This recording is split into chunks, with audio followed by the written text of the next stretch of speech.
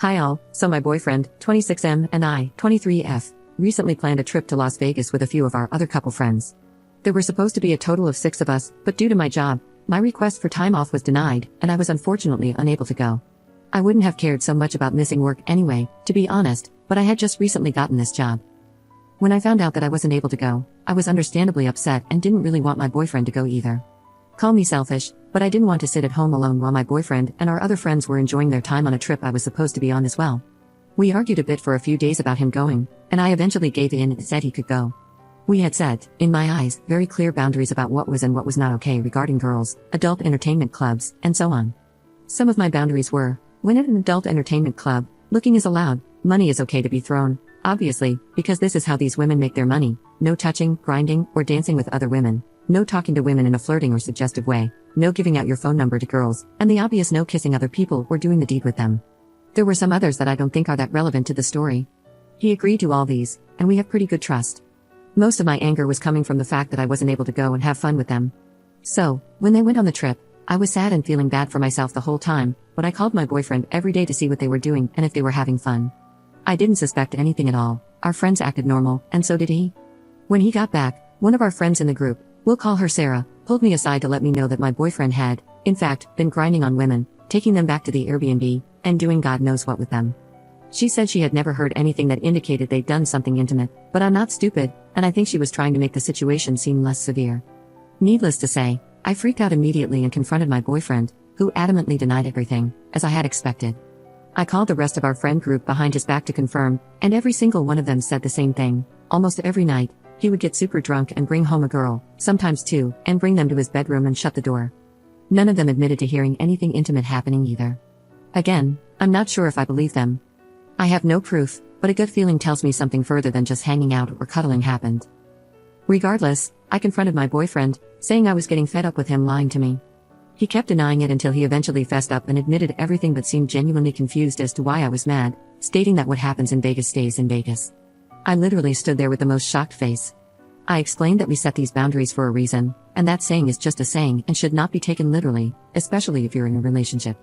Am I wrong here? What in the crazy sauce am I listening to? There's not much more to add. We've been going back and forth for almost 2 days over this. I know he's not stupid. He is literally studying to be a clinical psychologist. I just cannot wrap my head around the fact that he genuinely believes in that saying and thinks it's a pass for his actions. I've started contemplating whether he's manipulating or gaslighting me. If he is, I think it's working. I don't know what to believe. If he genuinely believes that phrase holds any meaning, what should I do? Should I leave him or try to work it out? This whole situation is turning me off from him.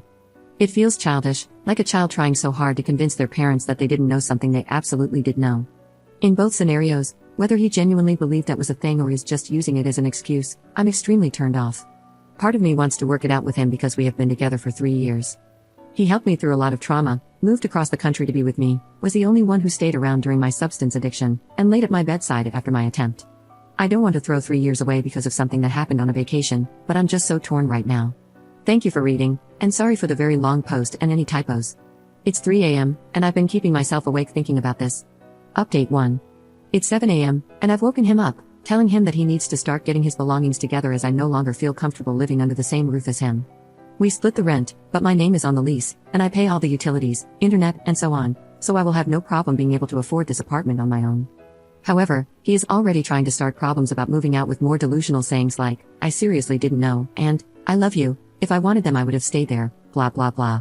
He's a full-time college student at a private university, and his family lives out of state, so he has no family here but mine, and they have never really cared for him. He is doing an internship at the moment, so I sure hope he can find somewhere to live and a way to survive without living off his girlfriend. Update 2. It's 1 p.m., and he left the house around 8:30 to 9 a.m. As soon as he left, I locked the door.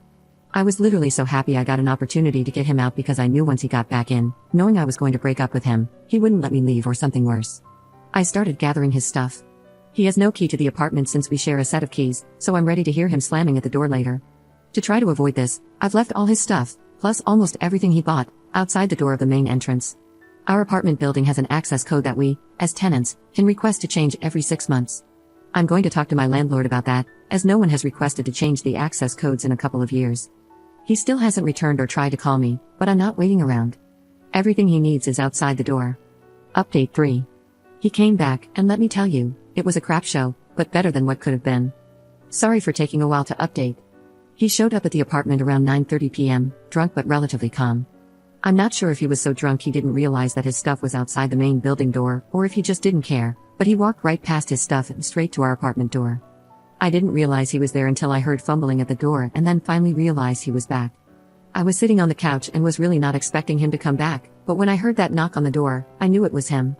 I didn't open the door all the way and yelled through the door that we were over. I had texted him a heads up that I packed all his stuff, but didn't tell him where. I thought it would be obvious when he saw a pile of stuff in garbage bags outside our building. He refused to allow me to break up, but I held my ground and told him to leave. He became increasingly agitated every time I told him he needed to leave. I wanted to yell and scream at him for being a piece of crap so badly, but I was trying to be the mature one. I thought ignoring him would bore him, but it didn't. After about 20 minutes of him hitting the door and screaming at it, one of my neighbors texted me and asked if she should call the police. My neighbor and I are not very close, so she didn't know anything that was really going on, but she definitely heard the thuds and the profanities he was screaming. I thanked her for her concern and told her I would give him another 10 minutes before I called the cops. I also gave him this warning, and he just cussed me out and called me a wanker. I eventually ended up calling the cops, and as soon as they arrived, he complied and went with them.